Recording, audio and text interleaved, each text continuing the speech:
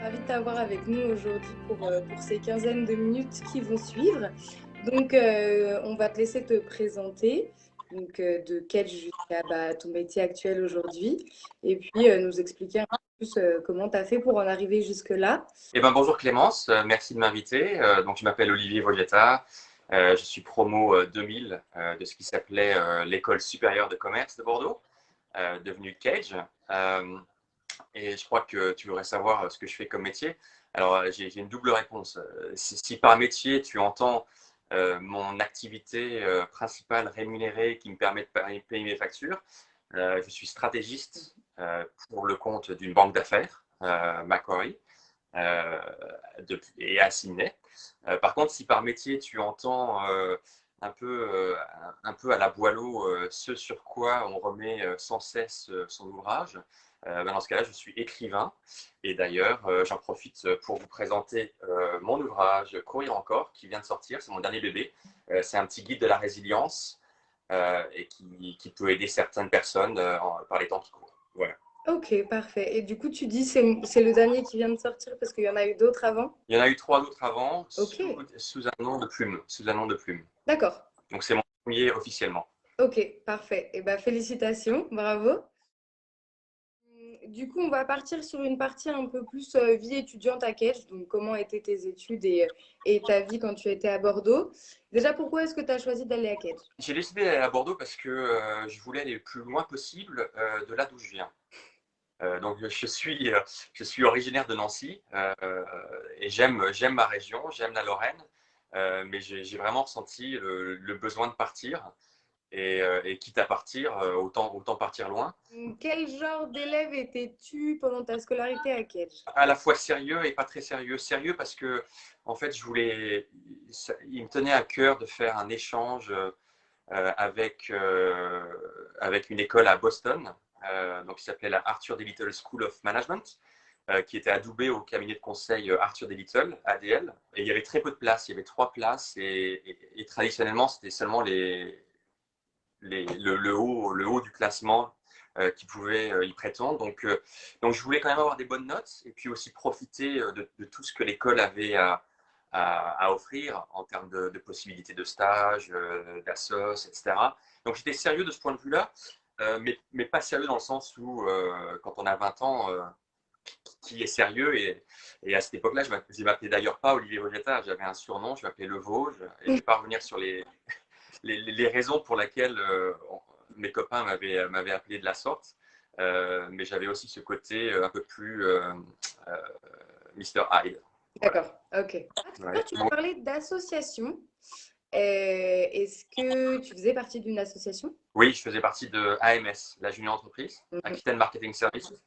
Et donc, j'étais d'abord responsable du département international en première année.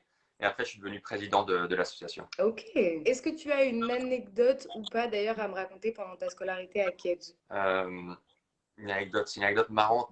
Moi j'habitais en fait à Alcatraz. Donc, Mhm. j'étais pendant 2 ans sur la résidence de l'école, que l'on surnomme Alcatraz. Et avec plusieurs de mes copains qui mesuraient tous 1m80, 1m85, 1m90, je me rappelais que tous les soirs, on allait au restaurant universitaire parce que c'était juste à côté, c'était pas cher et il y avait le mot restaurant dans le nom. Et pour y aller, on montait tous dans mon Austin Mini rouge. Je sais pas si tu vois, c'est une voiture minuscule et on rentrait à 5 là-dedans.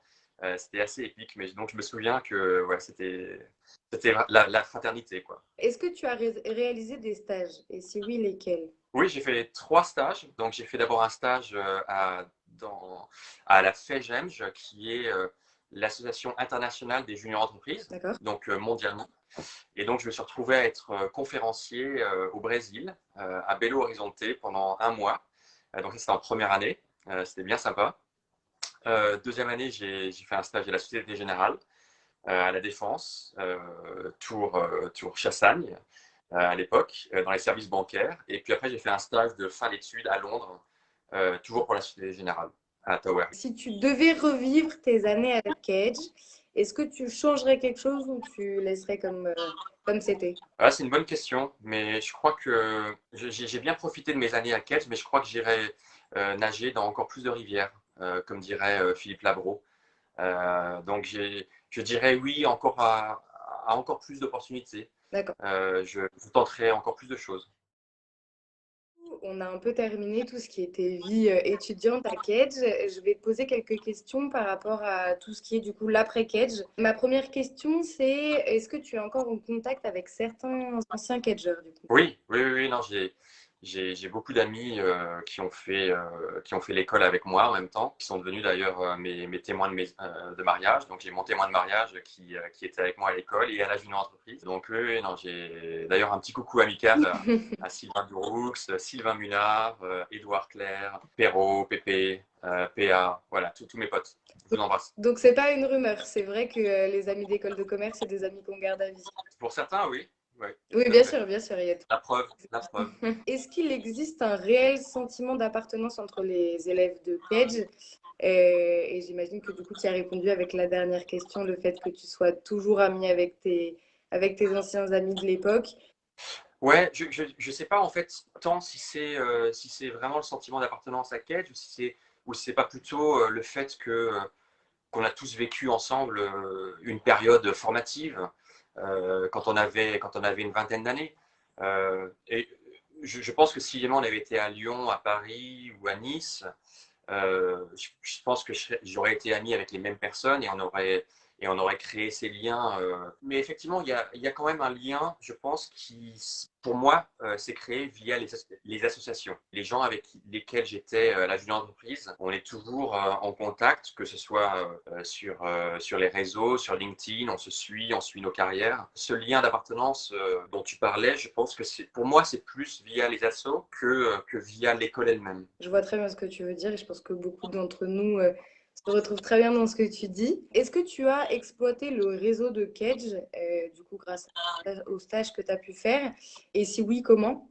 Non, les stages que j'ai faits, c'était pas via oh, je sais plus les offres, comment je les ai eues, mais c'était pas avec des gens qui avaient fait Cage avant. D'accord. Par contre, quand j'étais à Londres pendant plus de 10 ans et effectivement, à l'époque, on avait un club finance qui était très actif et où on se retrouvait entre anciens de l'école, anciens de Cage. J'ai profité de ce réseau-là pendant pas mal d'années. Depuis que je suis à Sydney, c'est un peu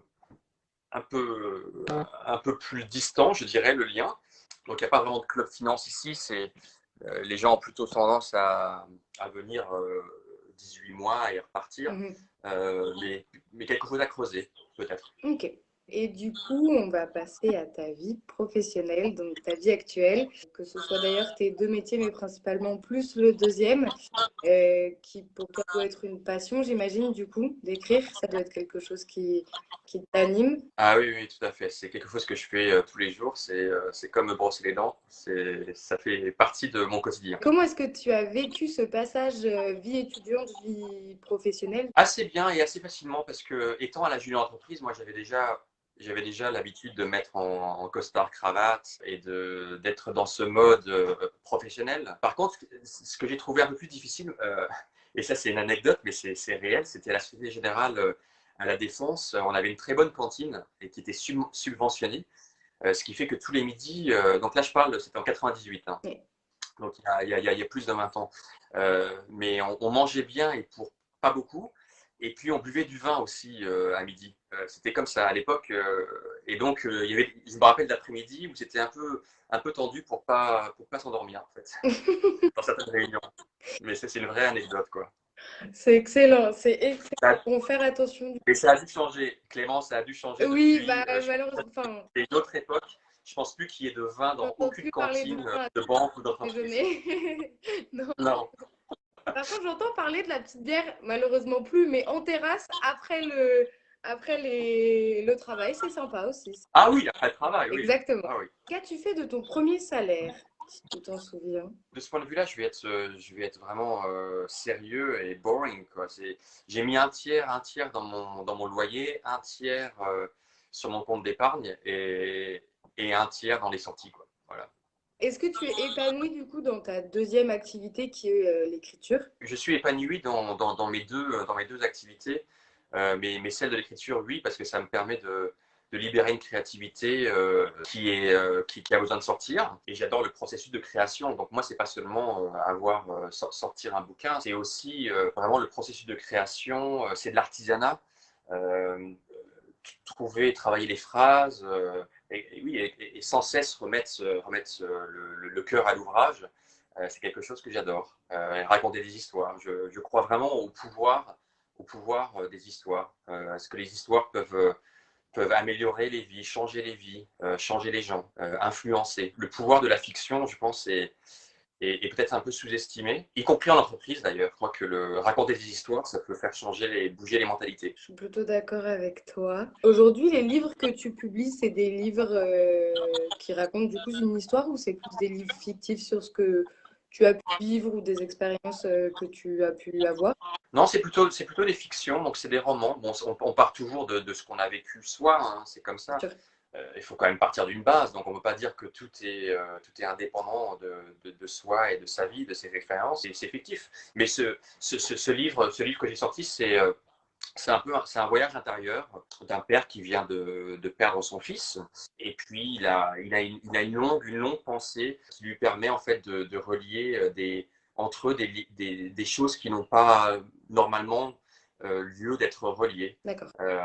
Donc c'est un peu, il fait sens de sa propre expérience. Donc c'est un livre un peu atypique, singulier. Donc il n'y a pas du tout de chapitrage, il n'y a pas du tout de passage à la ligne. Il y a des points, mais c'est une longue phrase qui fait 100 pages.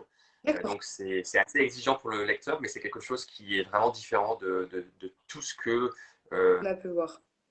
Vous pouvez trouver en ce moment en librairie. Voilà, donc je vous encourage à le prendre en main et à le lire. Et à me contacter si vous l'avez aimé. C'est fou cette idée, c'est hyper original. Et ça t'a pris beaucoup de temps d'écrire ça? Celui-là, je l'ai écrit assez vite en fait. Je l'ai écrit, je l'ai écrit dans une transe, un peu dans une sorte de transe. Ok. Il est assez court, il fait 100 pages, donc je l'ai écrit après sur 2 mois. Et puis après, je l'ai retravaillé pendant quelques mois. Et vous allez voir, c'est un style un peu nerveux, assez cadencé, donc un rythme un peu effréné, comme une course. Donc ce que j'ai voulu faire vraiment, et c'est le fantasme de beaucoup d'écrivains, c'est de rejoindre le fond et la forme. Et donc comme il s'agit d'un personnage qui rejoint la ligne de départ d'un marathon, voilà, donc c'est ces pensées qui rejoignent ses pas quand il court. Donc le fond et la forme se confondent. C'est ce que j'ai essayé de faire avec cet ouvrage. Eh ben, on lira avec grand plaisir. Et j'ai une dernière question parce que du coup, ça touche à sa fin. Est-ce que tu serais d'accord pour qu'on laisse tes coordonnées et que des catcheurs qui le souhaitent puissent te contacter? Avec plaisir, bien sûr. Toujours heureux de parler avec les gens en général, mais avec les jeunes en particulier. Dans ma vie de tous les jours, je suis mentor pour un certain nombre de personnes. J'ai à cœur à faire bénéficier de mon expérience, mes erreurs aussi, de ce que j'ai appris. Surtout en ce moment avec la pandémie, c'est pas facile. C'est vrai, c'est vrai, c'est vrai. Du coup, j'invite tous les catcheurs qui nous regardent aujourd'hui à ne pas hésiter à prendre leur téléphone ou à envoyer un mail à Olivier. Du coup, en tout cas, je te remercie beaucoup, Olivier, d'avoir été avec nous aujourd'hui. J'espère que ça a pu aider certains d'entre vous à avoir une vision un peu plus à long terme de ce que vous voulez faire, voire même une idée carrément nouvelle si vous n'aviez pas encore parlé de créativité ou d'écriture. Ben, merci beaucoup en tout cas pour cette interview mise en lumière. Je te souhaite plein de réussite pour ton livre et sûrement, et on l'espère, les prochains. Oui, ben, il y en a un en cours, donc dans les prochains mois, j'espère. Sûrement une prochaine sortie. On va vous laisser du coup les coordonnées d'Olivier juste en dessous de cette vidéo. Et puis on espère se retrouver bientôt dans une nouvelle vidéo avec un nouvel alumni.